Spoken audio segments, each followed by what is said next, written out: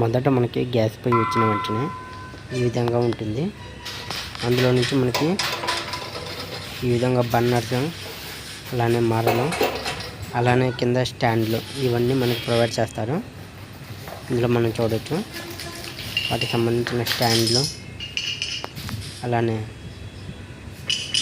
Lighter, ఈ విధంగా అన్నీ ప్రొవైడ్ చేస్తాడు.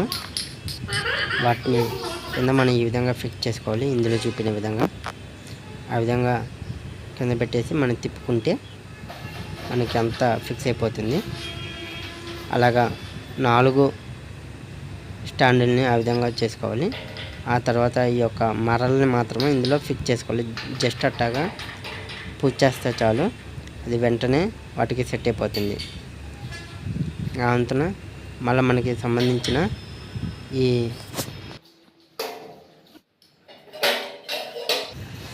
తర్వాత ఈ బర్నర్స్కి సంబంధించిన స్టాండుల్లోని ఈ విధంగా పెట్టుకోవాలి. జస్ట్ బర్నర్స్ని అట్లా పెట్టేస్తే చాలు, అది తిప్పాల్సిన అవసరం లేదు. సో ఈ విధంగా మొత్తం టోటల్గా ఫిక్స్ చేసుకున్నప్పుడు ఇంకా ఇక్కడ కనిపించినట్టు ఇక్కడ ఈ యొక్క పైప్ని దానికి రెగ్యులేటర్కి అటాచ్ చేయాలి. అటాచ్ చేసి మొత్తం ఓకే అనుకున్నప్పుడు ప్రాపర్గా ఫిక్స్ అయిందో లేదని గట్టిగా చూసుకున్నప్పుడు ఇదే ఒకసారి కానీ మనం వెలిగించుకున్నట్లయితే మనకి చివరికి గ్యాస్ పొయ్యి అనేది మొత్తం సెటప్ అవుతుంది. ఈ విధంగా మనం గ్యాస్ పొయ్యిని సెటప్ చేయాలి. ఇలాంటి మరిన్ని వీడియో మన ఛానల్ సబ్స్క్రైబ్ చేయండి.